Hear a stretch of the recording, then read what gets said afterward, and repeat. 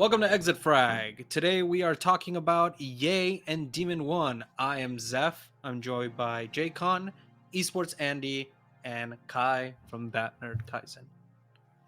So, after seeing the return of 2022's and 2023's best duelists, what are our initial thoughts on these players' returns? We're done with pre-franchising, bro. Leave it in the past. It's what have you done for us now? It's like, nah, I'm just joking. Yay looked phenomenal on Chamber.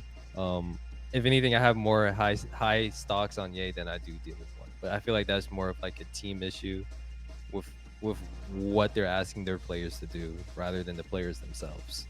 I was just gonna say, like, ended up making a whole video about Yay and this whole like thing, but it was pretty much just like, Yay looks great on Chamber. Yay looks great being able to sit back, take shots, move away. He doesn't look great on Phoenix. He doesn't really look. He was messing up left and right. He wasn't understanding his flashes. He didn't know how far it went. And then we saw that they didn't look that good in the match. And my end of the video was like, what are we gonna see? Are we gonna see the Chamber Yay, the person that can get kills, get multi kills, and then back away, or are we gonna see a lost duelist that just gets killed all the time or doesn't really entry? I think we're gonna get like more Chamber and Sentinel Yay than like bad duelist Yay. But if there was gonna be like a duelist that he could play, which duelist would you want him to play? Jett. I guess Jett. Yeah, it'd probably be Jett because that's what was his bread and butter, like going up in Ambox and everything. Even though that's a whole different Jett back then, I think his aim's just incredible. That's why even on Pearl he went 17 and 18 because he still gets he still gets kills. He still wins duels. But then other duels, he just is like so out of place that it's just like, what in the world? How would you guys feel? Like, I know I'm sounding like a broken record, and I am pushing agendas. Believe it. How would you guys like him as a second entry fragger on ISO? Thoughts? Ooh, he's cooking. Yeah, he's I mean, if they take the the Fnatic comp for Haven, I would honestly love it because you can just send Icy in. And like the one thing that is good about Icy, and I don't think a lot of people gave him enough credit for it last year, was when Icy was told to send it, he would fucking send it. Yeah. And like that is like the biggest thing. Like their Icebox comp when they were running Gecko, he was running it down as Gecko as their like entry fragger, and he was making space. Maybe didn't get frags all the time, but he was making space. So I think if they adopt a similar mindset to that and have Yay play off of it, I mean Icy can just be his Victor that he used to have. And like the other aspect of it that I want to see a little bit more that we saw in the off season when they first played, I think it was the Sun City Classic, was I want to see him on Vise. I think Yay on Vise can actually really cook. I think it also falls into that same aspect of it. And as we shift more towards these untraditional or non-traditional info sentinels, I think like him being on Vise, he still has a lot of like self capability. And I think with Vise she's one of the more self-reliant non-traditional sentinels that we have. So like being able to play off your own flash, playing off your own wall or whatever is very similar to like playing off of a trip as Chamber or whatnot. So I actually think him on Vise would look really good. Not to say Nature's Vise was bad or anything, but I think it would work out. Yeah, I have two kind of takes. One's a pretty mild one. Probably everyone's heard this one. And then I have a hot take. My normal take is that for Yay, he needs to go back to being like that Chamber, that second person who's coming in and taking heads. We saw it on Envy, we saw it on Optic, we've seen it nowhere else. Everyone expects Yay to do everything, and that's just not how he particularly works. He always had Victor for him to set him up, take space, set him up for success. He hasn't had that on any other team. I don't know why, but I think there is an ability to do that with IC. I mean, IC like Jacon said, like IC can be that guy that sends it in and makes space with like a raise, and then we got a Jett that comes in, or we can have like a IC on Jett or Raze or whatever other duelist is prominent at the time, and then you have him coming in with ISO, which I think would be a great fit now that Kai has brought that up. My other take is if you really want to give him, the ability to be on other roles, I do think the Vice we've seen in the offseason, and it was very good, but I would actually put him on Tejo. Why? Hmm. Because a lot of the utility that Tejo uses, you open up the new iPad and then you place it, and then that's it. Yeah. And then that gives Yay the freedom of, oh, I'm out of utility. I don't have a lot of utility. Okay, now I could just focus on aiming. And I Yeah. think that would be a nice role for him because he doesn't have to like master the utility or anything like that. You literally just have to click where you want it, and that's it. Mm-hmm. Okay, spinning off that, what are your thoughts on running double smokes and putting them on Clove? Yeah. Just put them I on think I think he'd characters cook that on click that too. heads. Yeah. I just think there's so many other agents than a Jet Phoenix on Pearl. Yeah. Okay, I'm yeah. like, Yeah. Phoenix should and that's be why on like I was the shaken bottom by totem pole. Potter on that. Yeah. Like I was just like, what? Like that must have like killed in scrims or something because I just don't get the rationale of that comp fully. They're just pulling out Paper X's. It's a variation of Paper X's pro Yeah, comp. yeah, but it was I- even worse because but these players I aren't saw that. TMV's video about Yay, and he was saying like they didn't set up Yay for anything. They didn't let him farm orbs, so like he was never even exploiting the ult, which is like the biggest upside to Phoenix is that he has the lowest ult in the game. So if he's not farming that ult, what are we doing? Didn't Evil Geniuses play Phoenix in Champs 2023, or am I tripping? Because no, I or don't did they know. I play don't think Yoru? I don't so. think so. Was it Yoru? Because I think, let me look it up real quick. I'm pretty sure they played Jet because Dogamo played Astra Omen on that map, and then they had Demon1 Jet in there. Because I remember Demon1 I had think like some Alpha beat updraft in LR. A main play with his knives from that Gotcha. year. Yeah. But I don't remember them ever running Phoenix. I think the only person that ever ran Phoenix was Paper X. Yeah, for the Paper most part. X. Yeah. They made it work though, but Well, that's because they they game planned around Jing's ult. Like Jing had ult like every 3 rounds. Like that kid was sending it.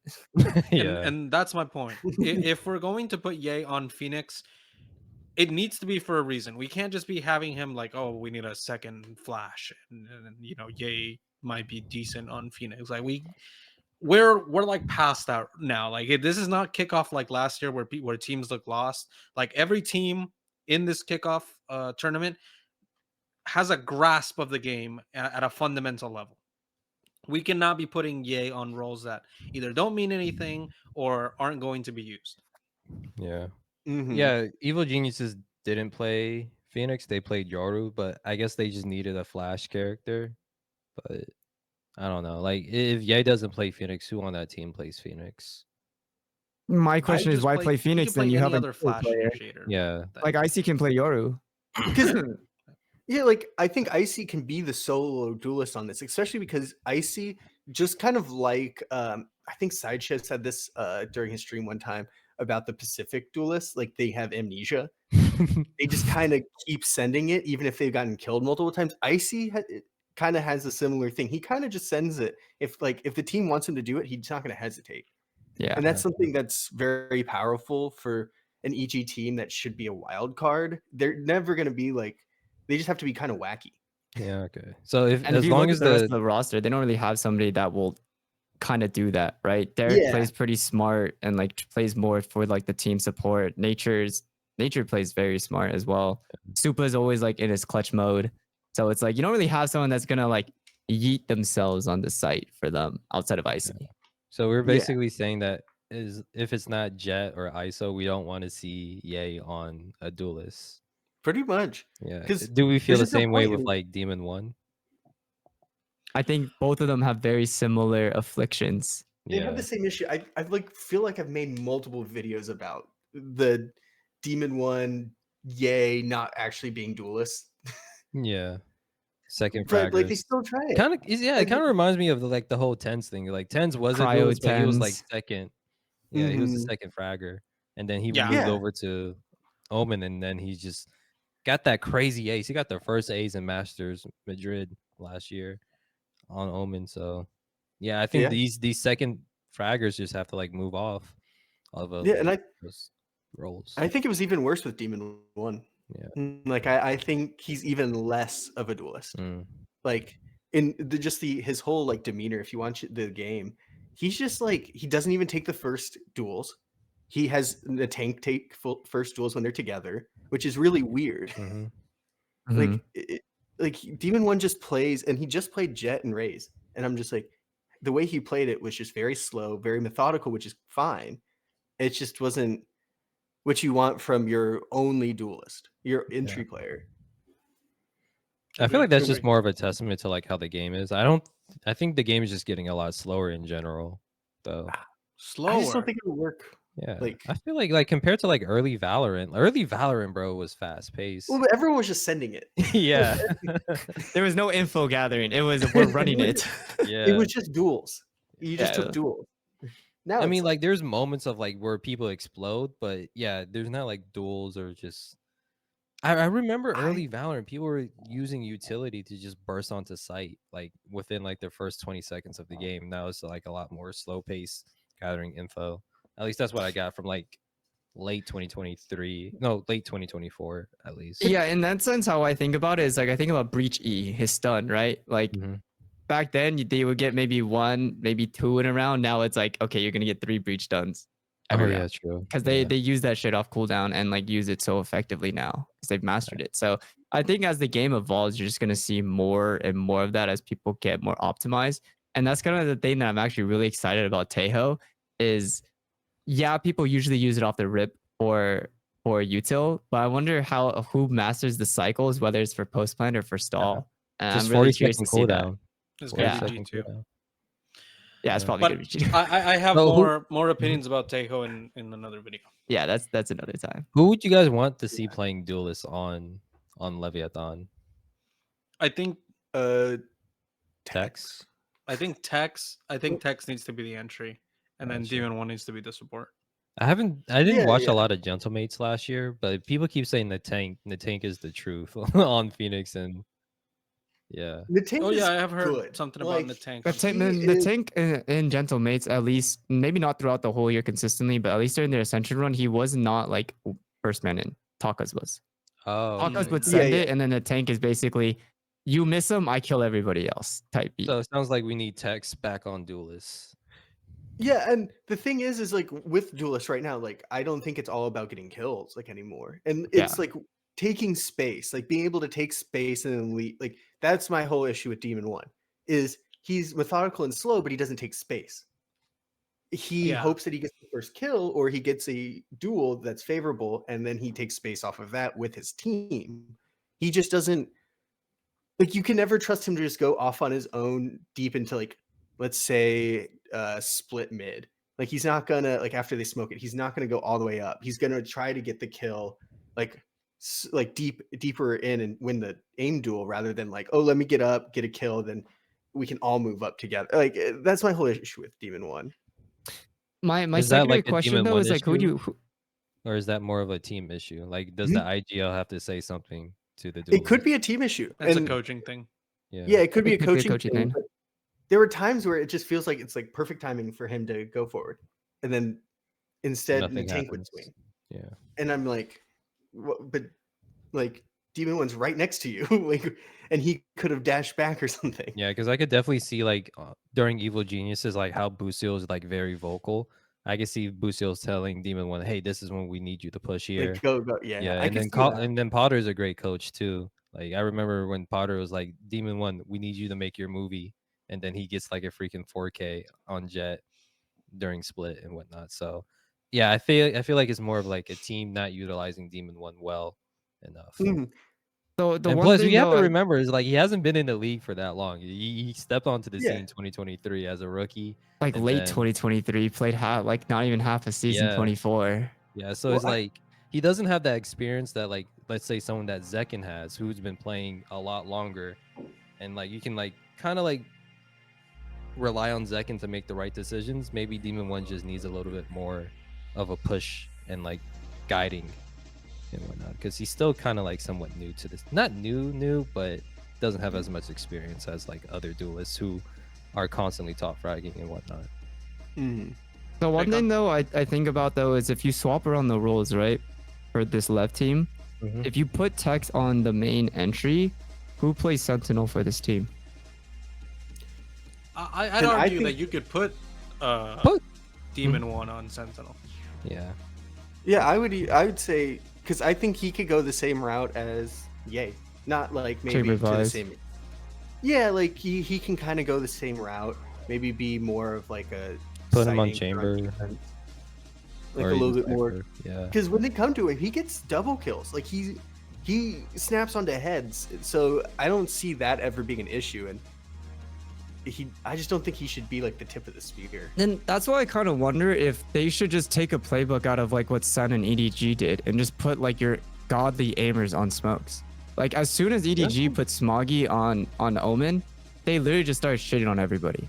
Yeah. And like 'Cause, yeah, you Smoggy can literally move could play too. everything, right? Smoggy went from being a jet main, then he played Killjoy for them, and then he played Flex. Now he plays smokes for them. Like, but through it all, it's always just like he's just insane at But aiming. I feel like Can I feel Kingg like move that's to Sentinel? That's the real question, because there's no way that we've 'Cause seen. I would say move Demon1 King to initiator so he can call up 'Cause from, I like, think the you Reacher can move Tejo King. role.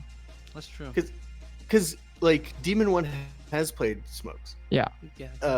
And then King is just goaded, and he can move. Like he's a decent flex player too. Like of course he's been mostly playing. He's only been playing smokes. recently. Like King's Breach was better than Mazino's before they brought in Mazino. Yeah, That's it's true. just that he's been on smokes, and that's why they just think, oh, he's our smokes player. He's our IGL. I Yeah. think. And they that's just need like the to- other side to it. I wonder if calling from certain roles like also Yeah, adds to this effect. Like I think calling from Sentinel role is kind of hard, which is why you saw Sen trying to make those changes, right? To bring in Tejo. mhm. I don't know. I feel like because- FNS looks. Oh, never mind. Let's not. I mean, this is not the good week to glaze FNS. This is never. I take it back. But a lot of IGLs right now have been transitioning into playing within the pack, whether that's like main initiator or controller, and you see that like across all the regions. I think a lot of like the away from the pack calling is kind of dying, and you want more like initiative for the individual that's kind of away from the pack to not have to make like decisions for everybody else. True. All right. So that has been our analysis of G2 and NRG. Join us next week when we talk about all things related Valorant. We cover Americas, Pacific, EMEA, and if we're up at 4 a.m. in the morning, China. For Esports Andy, Jay Khan, and Kai, I've been Zeph. We'll see you next week.